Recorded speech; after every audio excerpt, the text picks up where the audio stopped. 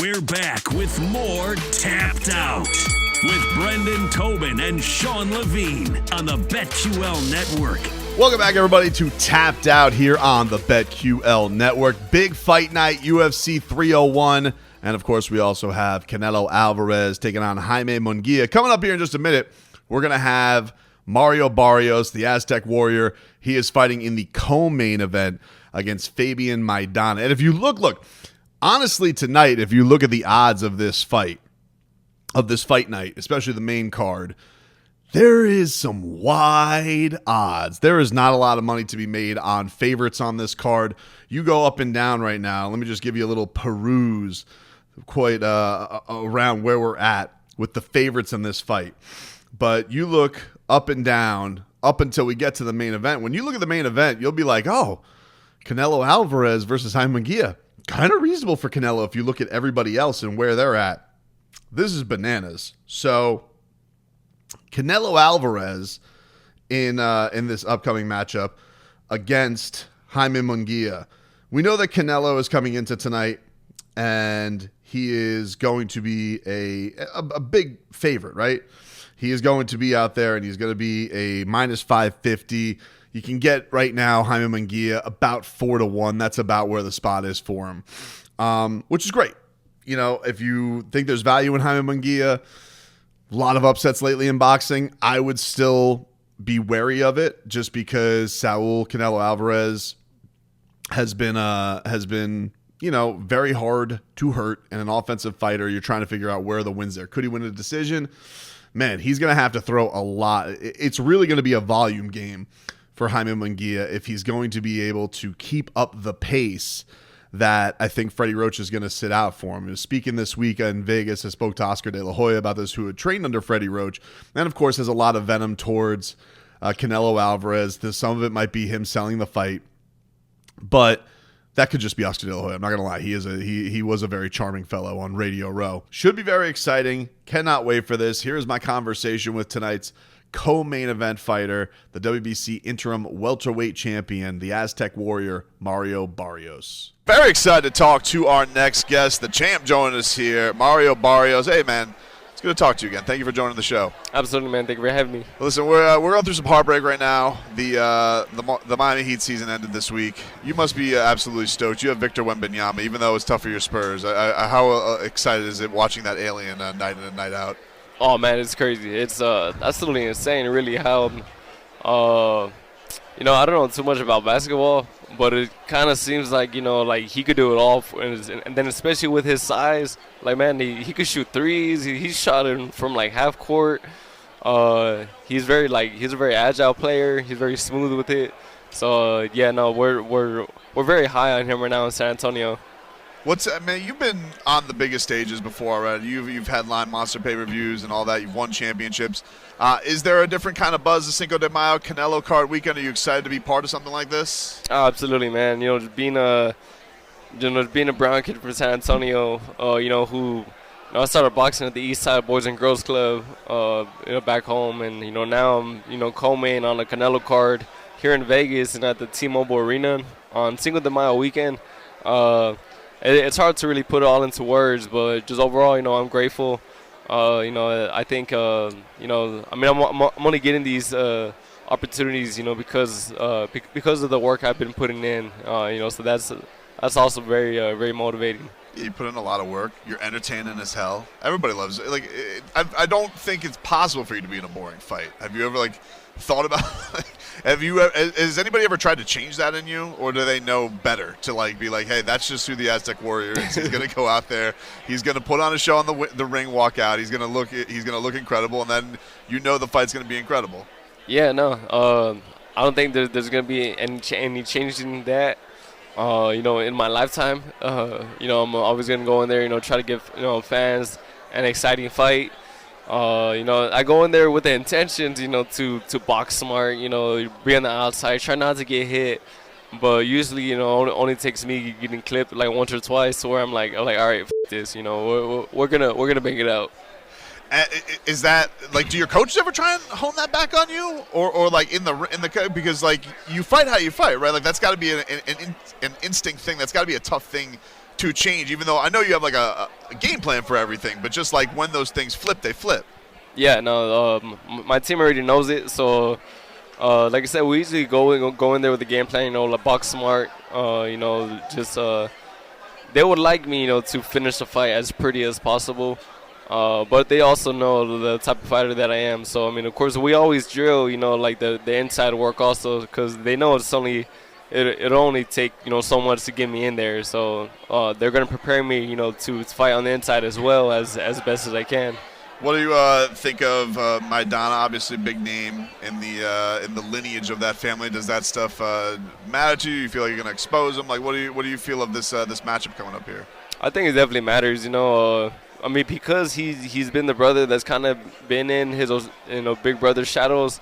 He's looking for that breakout performance himself, and now he has this big opportunity. So I have no doubt I'm in for a fight come Saturday. But, I think everything me and my team have been working on, I don't have any doubt in my mind, that we aren't going to come out victorious. Is his brother wild like Marcos was? Because his brother was wild. Like, he'd throw punches from everywhere. Yeah. You never knew what the hell was going on. I don't think I've seen anybody make Floyd Mayweather's face look that ugly before. So, does he have that, or is it a different style that you prepared for with him? He brings that same kind of intensity, but he's actually Fabian is a lot better of a boxer. So he's a lot cleaner with his punch selection. He doesn't kind of just like maul you with his body weight. So I mean, it's gonna be interesting. He doesn't have an easy style to fight. So I mean, it's definitely gonna present some issues. But I think, like I said, everything we've been working on, I should be able to start picking them apart, and start finding the openings that I'm looking for, towards the middle and the later rounds. So obviously everybody's buzzing around this week because of the Ryan Garcia, Devin Haney news. What has been your reaction to this week? Because that was pretty wild that dropped just in the middle of the week, that he popped from the Devin Haney stuff. That's funny. I was saying the exact same thing yesterday. I was like, I literally saw the polls. I was like, what the hell? But I was like, yeah, of course. I don't know. Ryan's kind of out there right now. He's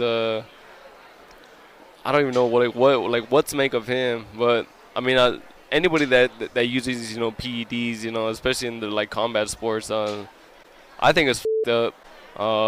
Like cheating to get that edge, and it kind of just shows more about your character than anything.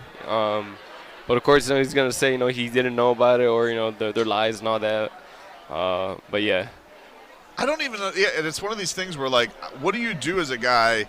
Have you felt like when you fought guys I think this guy's on something, and then what do you do as a fighter? Because to a level I know he's gonna go the troll route on it, because we know how he uses social media, but there is a level that's damn, Devin Haney had this undefeated record. He took on a guy that blew off the weight class and then maybe was juicing, and now his O's gone and the whole thing changes. So just being on the end of that, have you ever felt like you fought a dirty fighter, and then that's gotta, I imagine, piss you off royally if you have? Oh yeah.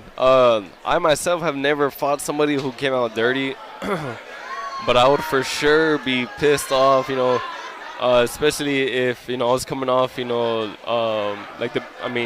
the first loss of my career. So yeah, if I was Haney, I would for sure be pissed. I think just because of everything too that happened in that fight, But yeah, I don't think it's right. But yeah, we'll see how all of that plays out. I know you got a fight to focus on, but just because your paths could cross, that could be a possibility. What would you feel like about fighting him now? Because obviously, the buzz about him is high, so it'd be a big money fight. But knowing, man, this is a wild card. I don't know if he's going to show up on time. Is he going to show up on weight? Does this give you any pause, or would you put in stipulations? How would you go about it, or would you just jump at it and you would do your Aztec Warrior stuff and just whoop on it? I would definitely jump on it. I still think it's a big opportunity, but for sure, man, I would require.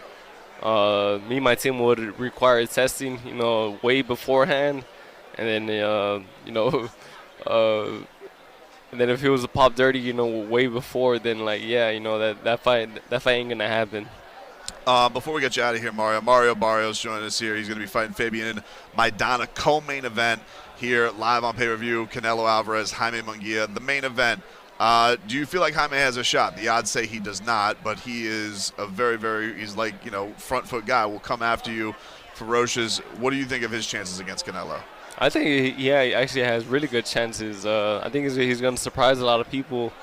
He's young. He's actually a really big dude. Me and him were at the gym yesterday. Putting in a workout together. Kind of like we just happened. To be there at the same time. He's a big dude though, a lot bigger than Canelo. So he has the size, he has the youth, and he has that come forward, like that Mexican warrior style. So I mean, I think he's gonna surprise a lot of people, but I think ultimately Canelo's experience is just gonna start taking over in those later rounds, much like how when Canelo fought Mayweather, when he was really young. What about your fight? I mean, you and Maidana, I know you prepare for everything, but like when you picture this fight in your ideal way, how do you picture getting the victory? Any way possible, really. Like I said, I'm gonna go in there, try to fight smart, try to work on, what we've been working on in the boxing gym. But I have no doubt, at some point I'm gonna say F it and then just start trying to bang it out with him. Because like I said, I know he's coming with it and he has a lot to prove. What do you got up your sleeve for the intro? Like, you always have sick walks. Like, what's up the sleeve this week? I'm definitely bringing bringing the culture in with me. We're gonna have the danzantes and but yeah, the intro is always is always one of my favorite parts. It always gets me very, very pumped up, because it's a ring entrance that you're not only watching but you feel it, and it's definitely something I feel whenever I'm walking out. It's always a thrill watching you fight, man. I always appreciate you giving us some time. Mario Barrios, thank you for joining the show, man, and best of luck this weekend. Thank you, man. It's always a pleasure to be on.